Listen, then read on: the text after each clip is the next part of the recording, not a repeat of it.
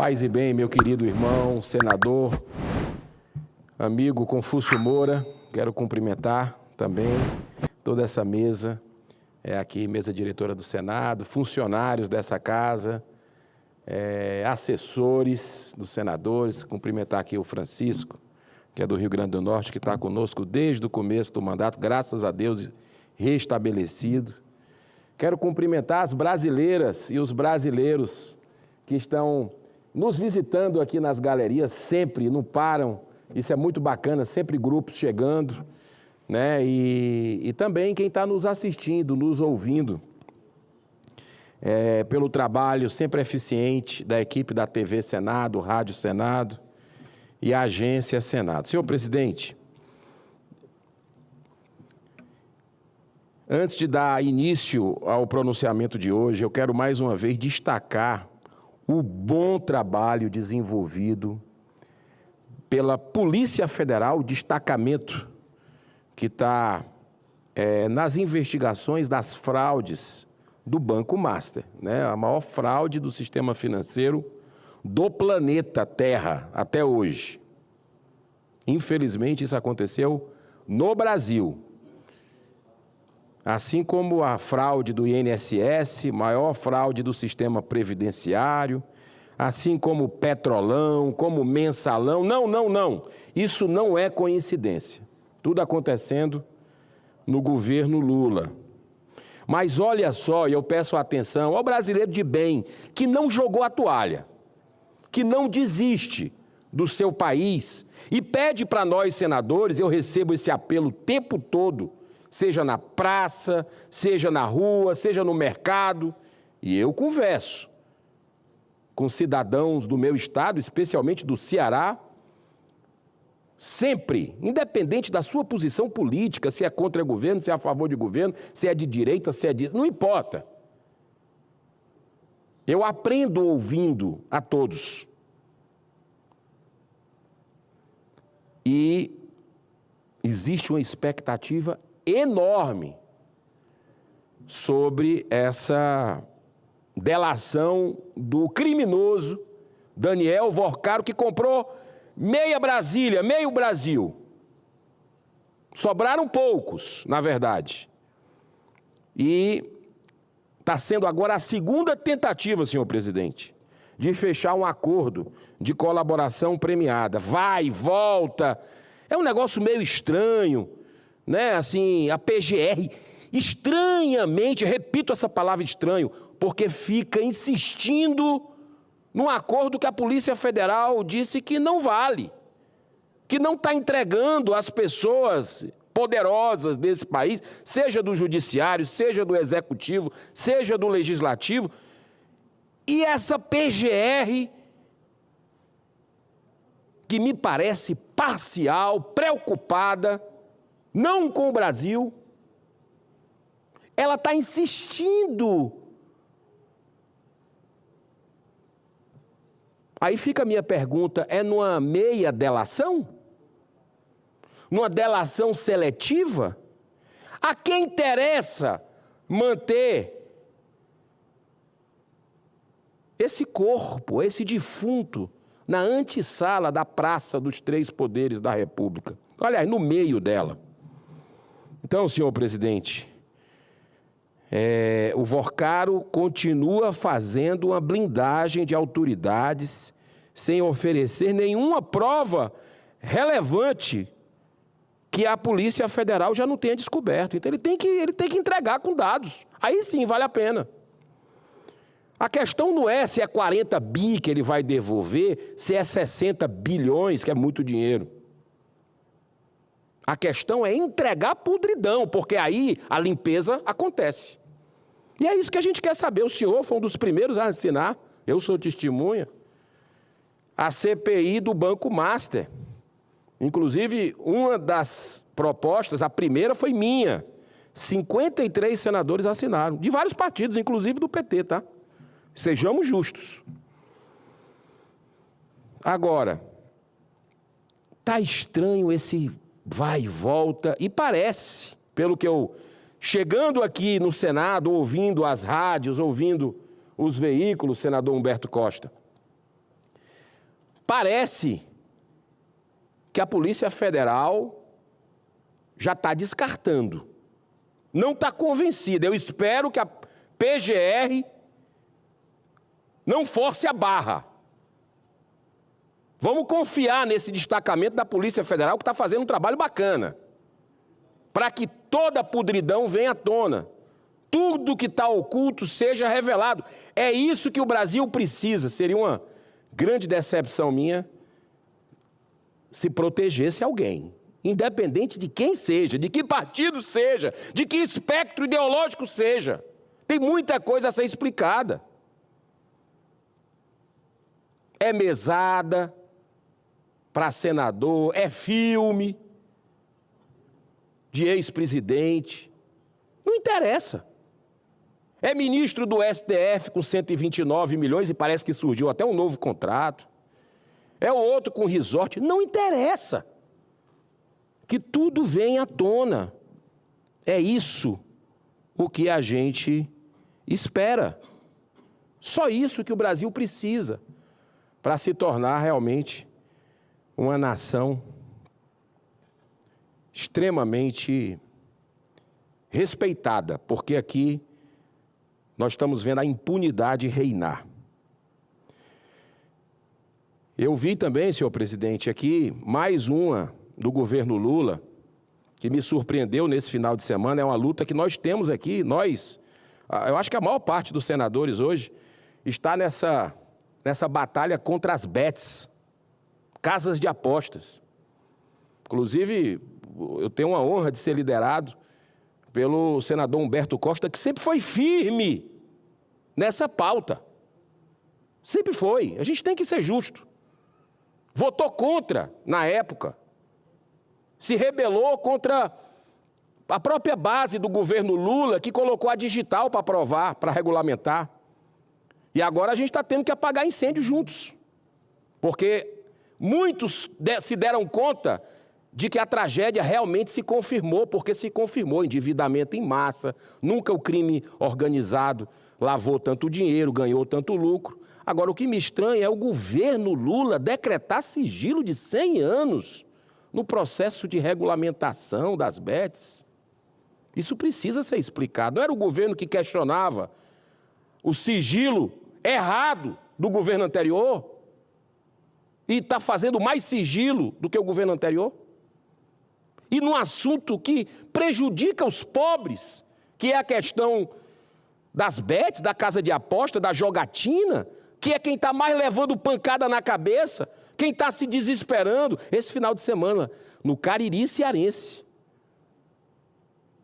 eu estive em Barbalha, em Juazeiro, visitando Caririaçu, e impressionante o número de pessoas desesperadas com gente doente em casa, que vendeu tudo, que não tem mais para onde ir, perdeu o casamento, atentando contra a própria vida. É de partir o coração, esse final de semana. E eu fico feliz que a sociedade está fazendo um movimento espontâneo, criando instituições de autoproteção, de apoio. A própria sociedade, eu me arrepio quando eu falo isso. Porque o desespero está grande, precisa apenas acordar os três poderes da República, principalmente aqui, e o governo executivo, para acabar com isso. Vamos acabar com isso, rapaz. A gente já fez uma audiência pública que a Anatel disse que era possível criar um muro para evitar esses acessos de bets. Se a gente proibir, acho que a gente tem que partir para a proibição. O Lula já fez isso no passado, nos bingos, cassinos. E nós estamos vendo essas bets destruírem. Então, muito preocupante, senhor presidente. Eu quero voltar a esse assunto essa semana sobre o sigilo que foi decretado nesse final de semana pelo governo Lula de 100 anos nesses processos de regulamentação das bets aí. Mas o meu assunto hoje aqui, eu quero dar início com uma das mais célebres citações históricas para então passar a tratar da indicação feita por Lula para que o ministro Benedito Gonçalves passe a ser corregedor do Conselho Nacional de Justiça. Cargo muito importante, hein? Só tem um corregedor, pois é o responsável por fiscalizar a atuação administrativa e disciplinar dos magistrados em todo o país. Olha só essa frase. Na antiga Roma, durante o período em que o lendário Júlio César foi imperador, em virtude de uma suspeita de infidelidade da sua esposa, Pompeia, ele decidiu pela separação definitiva. Mas Pompeia era muito bem relacionada no império e teve muitas autoridades próximas ao imperador que intercederam em seu favor, pois ela se declarava absolutamente inocente. Júlio César se manteve firme em sua decisão com uma sentença que se tornou célebre, ecoando em todos os séculos da história. Abro aspas. A mulher de César não basta ser honesta, ela tem que parecer honesta. Fecho aspas. Por que eu estou falando isso? A princípio, tal afirmação pode parecer uma mera preocupação com a imagem externa. Mas quando a aplicamos para qualquer autoridade pública, estamos na realidade ressaltando para a necessária coerência entre aquilo que se é efetivamente e aquilo que é percebido pela sociedade de maneira geral, que está cada vez mais sedenta por justiça nesta nação. Estamos, com isso, destacando a responsabilidade dessa Casa Revisora da República com a votação de Benedito Gonçalves para o CNJ. Na última tentativa, 3 semanas atrás, o presidente Davi Alcolumbre interrompeu o processo de votação, mesmo com 59 senadores já votando, já tendo votado. Ele considerou baixo o quórum, que na realidade só precisava de 41 votos para ser aprovado.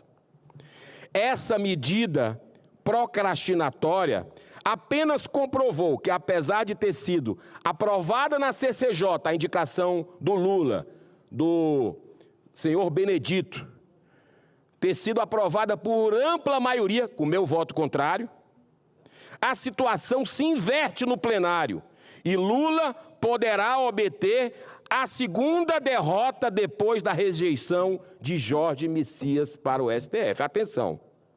E está marcado para amanhã. Olha a responsabilidade nossa. Essa corregedoria deve ser ocupada, senhor presidente, por alguém cuja independência e autonomia seja claramente percebida pela população, além, é claro, de sua comprovada capacidade para o pleno exercício da função. Repercute intensamente, até os dias de hoje, o episódio ocorrido durante a solenidade de diplomação do presidente Lula, quando Benedito cumprimenta efusivamente Alexandre de Moraes, o ministro ditador mor da toga brasileira, dizendo: missão dada é missão cumprida. Vocês lembram disso? Eu jamais esqueci isso. Alexandre de Moraes era, naquele momento, o presidente do Tribunal Superior Eleitoral, TSE, que vergonhosamente se comportou como um partido político, beneficiando escancaradamente o candidato Lula. Ele fazia ali a censura, tudo para o lado do Bolsonaro, contra o Bolsonaro. Mas para o Lula podia rolar o que quisesse. Inclusive, nós tivemos censuras de perfis de direita, conservadores. Tivemos a censura de um documentário, às vésperas da eleição. Um documentário que o título era Quem Mandou Matar Jair Bolsonaro. Lembra disso? Eu também não esqueço disso. Nós precisamos aqui relembrar as várias e graves denúncias feitas por Eduardo Tagliaferro, perito que chefiava a assessoria especial de enfrentamento à desinformação lá do TSE. Senhor presidente, senhoras e senhores senadores, público que nos acompanha pelos serviços de comunicação do Senado e que também nos segue pelas redes sociais. Eu quero começar dizendo ao senador Luiz Eduardo Girão que não tive oportunidade de estudar as razões que foram apresentadas pelo governo para colocar sob sigilo esse processo de regulação das bets, portanto, não posso nem ser favorável ou não ser favorável, mas quero reafirmar a Vossa Excelência que a minha voz, enquanto eu estiver aqui nesse Senado, e se eu for reeleito com mais força ainda, vai ser para que nós possamos dar um basta a essa tragédia que está sendo gerada no Brasil por essas bets. Já apresentei projeto de lei, outras pessoas apresentaram também, Vossa Excelência apresentou também, impondo restrições a essas bets, e eu acho que isso deve ser uma primeira etapa para um pouco mais à frente nós acabarmos definitivamente com essa mazela que está sendo imposta ao povo brasileiro. Então, conte comigo nessa luta, nessa batalha. Mas, senhor presidente, eu queria, no dia de hoje, falar sobre uma questão muito importante para a população brasileira, que é exatamente a possibilidade, eu diria mais do que possibilidade, a certeza da aprovação por esse Senado do fim da escala 6x1. O Brasil, ele vive hoje um momento decisivo. Por um compromisso inarredável do governo do presidente Lula, a Câmara dos Deputados aprovou a PEC, que acaba com a escala 6x1, sem redução salarial, e agora cabe a este Senado, onde a matéria se encontra no momento, votar e aprovar, com a urgência devida, esse novo marco social para o país e para os seus trabalhadores. Este Senado tem a obrigação de encarar o tema e qualificar o debate, com seriedade, com base em evidências e, sobretudo, com compromisso social e olhar humano sobre os milhões de trabalhadores deste país. Estamos falando de algo que toca o núcleo da vida cotidiana, que é o tempo. Tempo de viver, tempo de cuidar, tempo de existir para além do trabalho. A escala 6x1 impõe 6 dias consecutivos de trabalho para apenas 1 de descanso. Na prática, isso significa um ciclo contínuo de desgaste que compromete a saúde física, mental e emocional dos trabalhadores. Significa famílias esvaziadas de convivência, relações fragilizadas e uma sociedade que naturaliza o cansaço como regra.